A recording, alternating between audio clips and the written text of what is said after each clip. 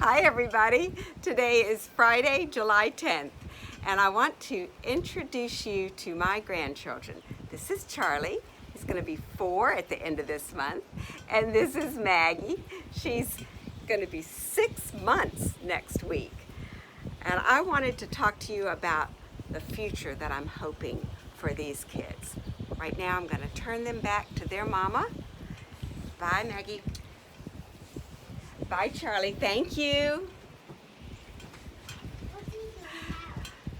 So, these kids will not remember the pre-pandemic world that we are used to. Charlie he refers to the pandemic as the sickness. And because of the sickness, he hasn't been able to go to daycare. He hasn't been able to have play dates with his friends. They have been extraordinarily, they've been worked very hard. I can't think of the word I'm looking for, but they worked very hard to keep their family safe and to have social distancing, and Charlie has his own masks that if he has to go into a store with them, then he wears a mask too. It occurs to me that he will not remember the world that we thought was normal.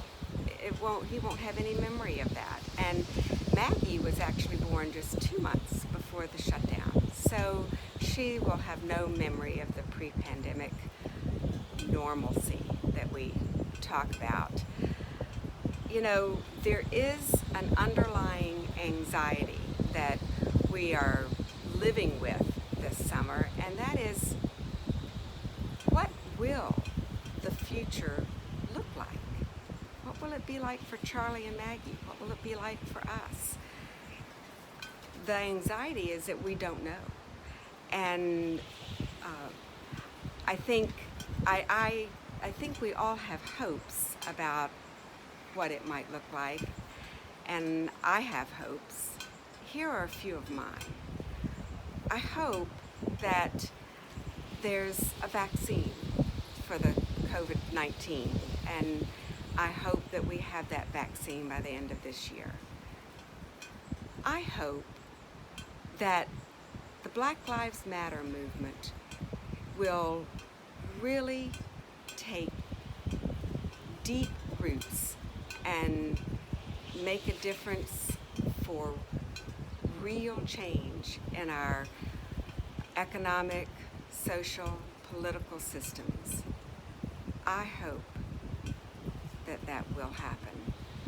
I also hope that the environment will finally become a real priority, not just for politicians and legislators, but for the large corporations that have never seemed to really care about our environment over profit. So those are 3 things that I really hope for and long for, but my biggest hope is that we will see this moment in time as a critical moment, and that we won't let things go back to the way they were. For you and me, those were probably good times. They were good times for us, but not for many, many, many people who never experienced the privileges and comforts that we have had. So I hope that the world doesn't go back to the way it was. You know, sometimes I get overly anxious about the future for my grandchildren, but then I realize that my worry can't really change the systems, and I realize that my anger can't create peace. And I realize that my personal privileges are not able to build a better world, a more healthy world for others. So here's what I'm going to do, and I invite you to do it with me. Do them with me. I invite you, let me say it this way. Here's what I'm going to do. I'm going to keep learning about the issues so that I don't remain in my comfortable naivete about all that has been real for others. I'm going to invest my money in organizations that are promoting UU principles and actually working for economic and racial justice. I'm going to invest my time and my energy in my local community. Part of that's investing in you and our UUFR community, and part of that is working to help us join with others, other church communities, other organizations, to bring about change in our local communities. You know, the old saying, think globally, act locally. I'm using that as one of my mantras. And finally, I'm going to vote. And I believe we need to help others vote and protect the rights of others to vote. We must vote.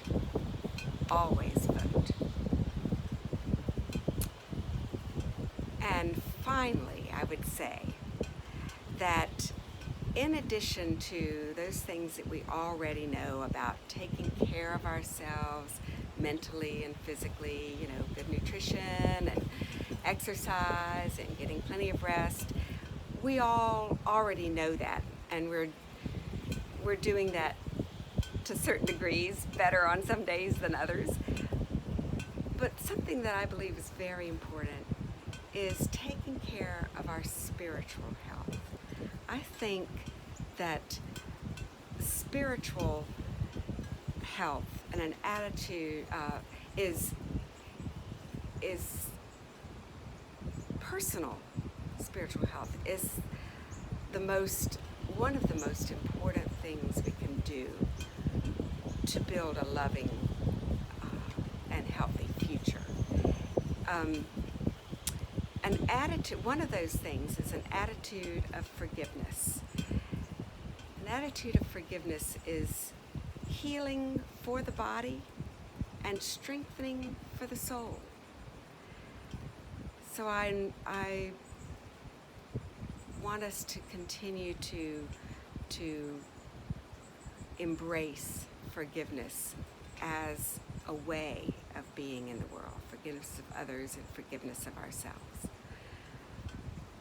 And finally,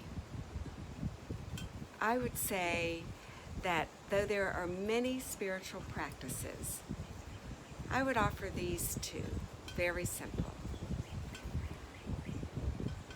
Be open to moments of awe and wonder and joy. And the other is to allow yourself, as you're opening to those moments, to be surprised by the holy in our midst. Those sound very simple, but they make a big difference. Be open to awe and surprised by the holy. May it be so. May there be a new future for our children, our grandchildren, and our grandchildren's children.